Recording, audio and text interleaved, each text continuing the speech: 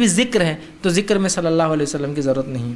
کسی نے ایک سوال کیا تھا، آج کل فیس بک کا چلن عام ہو گیا ہے، خصوصاً نوجوانوں کا مشغلہ وقت گزاری بن چکا ہے، اکثر اس کے ذریعے کسی کی کردار کشی بھی کی جاتی ہے، کیا غیبت نہیں ہے؟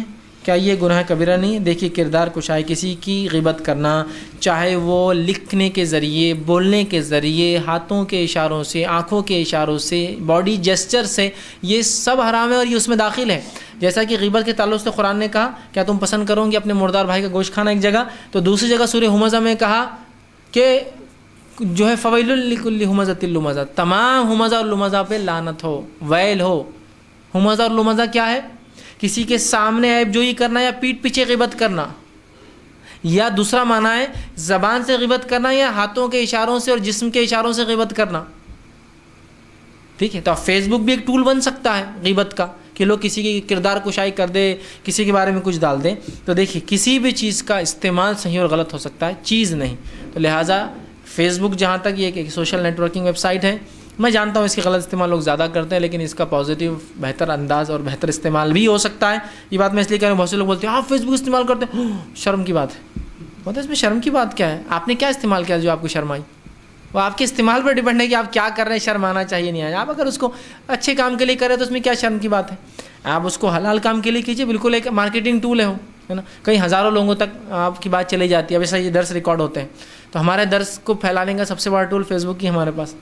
میرے خود کے فرینڈس ہیں اور میرے سبسکرائبرز، فالوورس ہیں اور پیجز ہیں، تو اس میں سمجھتا ہوں 15-20 ہزار لوگوں تک میں ایک ویڈیو اپلوڈ کرتا ہوں، شیئر کرتا ہوں تو کئی لوگ دیکھتے ہیں، تو وہ ٹول ہے. لیکن وہیں کسی کے لیے اتنے دوست خرابی کی وجہ بنے ہوئے، میں آ رہا ہوں دلی عائش کرنے، کدھر جانا ہے اپنے کو، تو یہ ایک لفظ ہے وہ، تو ظاہر سی دونوں چیزیں، تو یہ استعمال پر ڈیپینڈ ہے. تو چیز کو حرام نہیں کہیں گے، اس کا استعمال حرام یا حلال. تو اس کو یقیناً غیبت کی جگہ نہ بنائیں، اس کو اچھا استعمال کریں. اچھا استعمال نہیں ہوتا تو کیا کریں؟ بند کر دیں.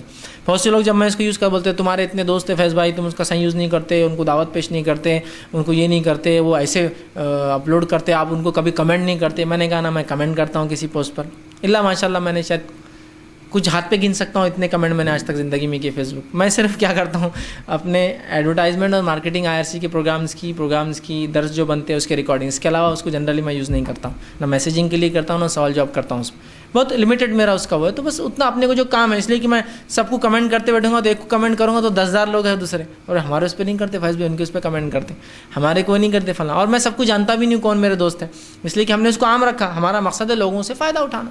بہت سے لوگ بتا رہے تمہارے میں تو فلاں فلم ایکٹر بھی ہے اور فلاں بھی ہے اور اورنگ آباد کا یہ بھی ہے اور وہ بھی ہے، وہ یہ ہے وہ ایسا. میں کہتا ہوں ہم کو اس سے کوئی پرواہ نہیں، ہماری بات سن رہا ہے وہ آنے والا کوئی بھی ایسا. آپ درس میں آ رہے تو ہم کیا دیکھ کے لاتے نہیں، ان کو باہر کر دو، انہوں صحیح نہیں دکھ رہے، انہوں اچھے دکھ رہے، ان کا اندر کوئی بھی آؤ سنو جاؤ، ہم کو اپنا فائدہ ہے. وہاں بھی کوئی بھی آؤ دوست بنو، فائدہ اٹھاؤ اس سے.